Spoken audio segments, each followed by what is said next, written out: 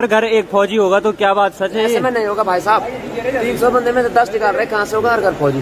और 10 निकाल के वो भी 5 चेस्ट में बाहर कर रहे हैं। में बाहर हो गए, वो कैसे होगा? मुझे नहीं लग रहा है घर से, मुझे लग रहा है कोई फौज में भी नहीं आएगा।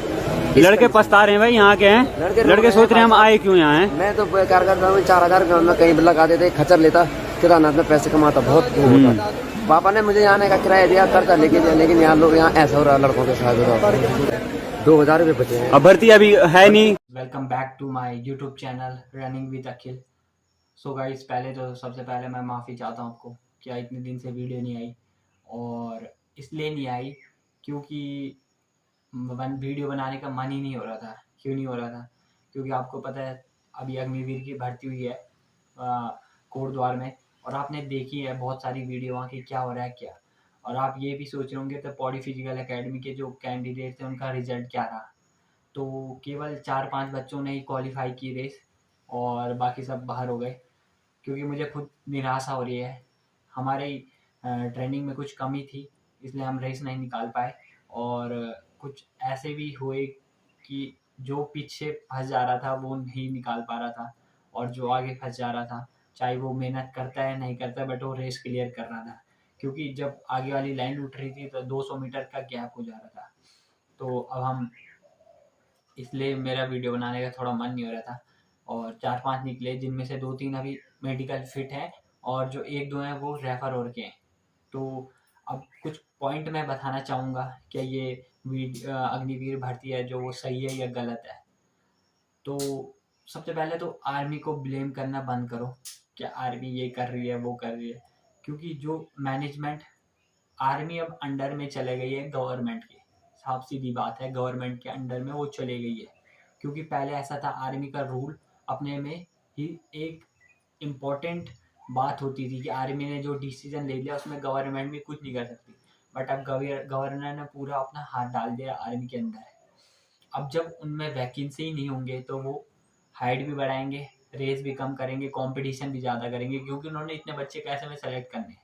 बात यह है, तो सारी गलती गवर्नमेंट की है, आर्मी की कोई गलती नहीं है। और जो ऊपर ऑफिसर बैठ रखे हैं आर्मी में, उनकी गलती है कि उन्हें लागू, अगर सपोज गवर्नमेंट बोल रही है कि हम अपनी उसको यंग करना चाहते हैं और अपना जो बजट है सारा खर्च इसमें होता है तो उसको हम बढ़ाना चाहते हैं, तो इससे बढ़िया 1 रैंक 1 पेंशन कर दो।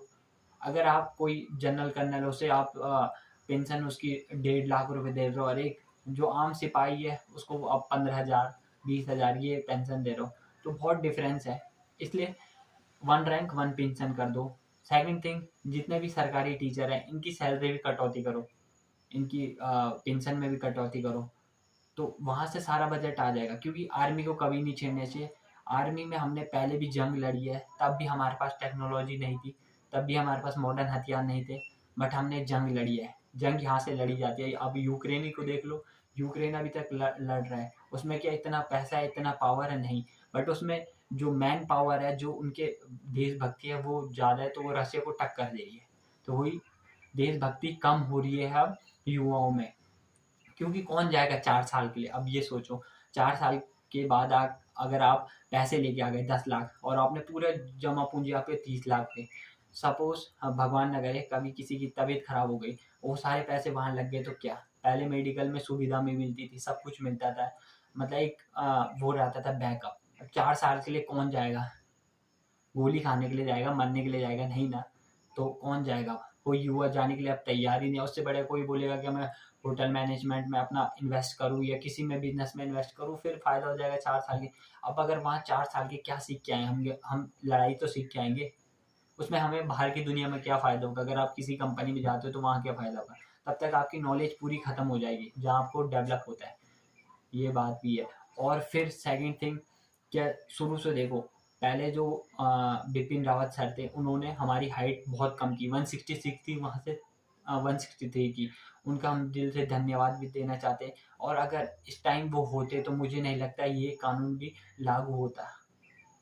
उनकी कमी खल रही है हम उत्तराखंड वासियों को, और उनकी वजह से जो हमारी हाइट में भी रिलैक्सन मिला, ज़्यादा से ज़्यादा भर्तियाँ भी होती थी।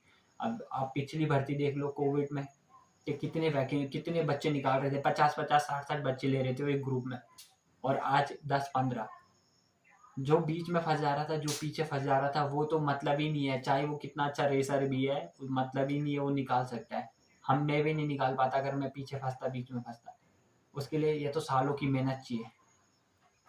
बहुत लड़कों ने की भी है, और आप सुन भी रहे हो, बहुत लड़कों ने फांसी खा दी, जहर खा दिया, क्योंकि उनकी उम्मीद है। अब आप ये बात बताओ कि फौज में कौन जाता है? फौज में एक नॉर्मल पर्सन जाता है, फैमिली जिसमें फार्मर होता है वो जाता है, जिसमें चाहता है यार मैं कुछ बनूं। आज कब जब भी, अब कौन खुश होगा अगर कोई लग भी गया अग्निवीर का? वो भी खुश नहीं है, वो भी टेंशन में है कि 4 साल बाद वापिस आनी है।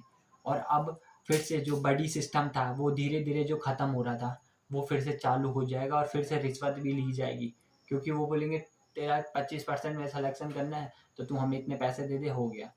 गुलामी होगी अंदर। क्योंकि जब मैं भर्ती मानने जाता था तो मैंने वहां देख रखा है, एक सोल्जर की केवल अहमियत वहां अंदर कुछ नहीं है। हम जितना अहमियत देते एक सोल्जर को, उतना अंदर के ऑफिसर नहीं देते, ये याद रखना। और आपने सुनी भी होगी, जिन्होंने भर्ती देने जा रखे उन्होंने भी सुनी होगी, देखा होगा आपने, जिसने मेडिकल दे रखा है, जिसने डॉक्यूमेंट चेक करा रखे हैं, वो देख सकता है कि ऑफिसर लोग कैसे गालियां देते हैं, कैसे नहीं। सब कुछ 9 महीने की ट्रेनिंग करके, रगड़ा खा के कोई 9 महीने की ट्रेनिंग करके दिखा दे, और फिर उसे बोले सैलरी के इतने, उससे बड़ा तो कोई टीचिंग लाइन में चल जाओ, फिर पढ़ाओ तो सब सैलरी, 2 बच्चों को पढ़ाओ, क्या है? अपनी जान की जोखिम में डाल के भी यार अगर ये नहीं मिल रहा है, क्या फैसिलिटी होगी उसके बाद उसके घर वालों की?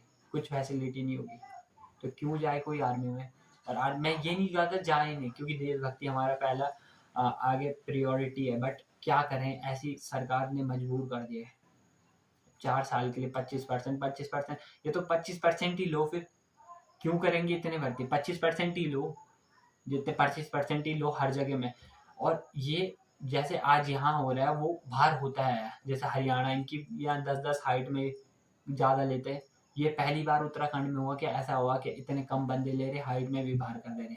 अब पर्वतें बनाने का क्या मतलब हुआ जो हाइट में भारी कर दे रहे? पहली मेंशन कर दो, पेपर में बाहर कर दो, कोई दिक्कत नहीं है। कम से कम उसे सेटिस्फिकेशन तो होगा कि मुझे पूरा टाइम मिला फिजिकल में, पेपर में बाहर हो गया। बट आर्मी की भी कोई गलती नहीं है, क्योंकि इसमें गवर्नमेंट ने सारा इंटरफेयर कर रखा है। तो बाकी तो क्या कहना चाहता हूँ मैं, यही कि हमारी परफॉर्मेंस जैसे 2 महीने में भी ठीक ठाक आपने देखी है वीडियो में कि मेहनत करी। और बाकी इसमें कोई मैं बहस नहीं करना चाहता, क्योंकि ये सब हाथ में, सरकार के हाथ में। और अभी यूकेएसएससी का भी आप देख ही रहे हो क्या हो रहा है, घोटाला चल रहे हैं, पुलिस की भर्ती भी। तो कहाँ से मिलेगी नौकरी युवाओं को? सरकारी नौकरी तो अब है ही नहीं, समझ लो। अब सब प्राइवेटाइजेशन कर रहे हैं, सरकार गवर्नमेंट चाह रही है सारी चीज़ें प्राइवेट हो जाए, और हमें कुछ ना। टीचर देख लो, एक टीचर 2 बच्चों को पढ़ा रहे हैं, वहाँ तुम 1-1 लाख 2-2 लाख सैलरी दे रहे हो, पर एक जो सिपाही कहाँ कहाँ जाएगा? मेरा एक दोस्त है, वो अभी ऐसी जगह में, वो बोल रहा है कि जब मैं घर आऊँगा तब बताऊँगा। और वो मतलब सोच रहा है कि मैं घर कब जाऊँ, ऐसी जगह में फंस रहेगा। ऐसे ऐसे डेंजर जगह होती है फौज में, और ये सरकार ने फौज में तो हाथ डालना ही नहीं चाहिए था। बाकी अगर आपको मेरी राय या मेरी ये अच्छी लगी होगी तो इस वीडियो को ज़्यादा से ज़्यादा शेयर करो, और हमें दिखाना है सरकार को क्या युवा शक्ति कितनी है। और एक आर्मी को छेड़ ही नहीं सकता कोई। आप आर्मी की सोल्जर से पूछ लो, वो खुद बोलेगा कि अग्निवीर बेकार है।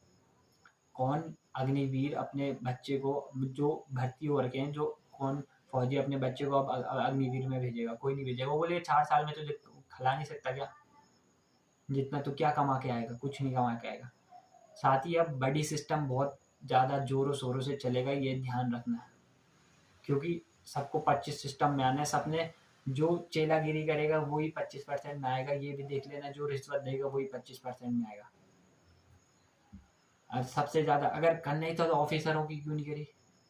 क्योंकि सबसे ज़्यादा बेनिफिट ऑफिसरों का है। और डिस्कशन शायद अगर बिपिन रावत सर होते तो नहीं होता ये। मुझे इतना तो लगता है कि उत्तराखंड में तो नहीं होता है, उत्तराखंड के पूरे इंडिया में नहीं होता। तो बाकी आपका सहमति सब अपनी कमेंट बॉक्स में दे देना, और अगर आपको वीडियो पसंद आई होगी तो लाइक शेयर एंड सब्सक्राइब कर देना। फिर मिलते हैं आपको नेक्स्ट वीडियो।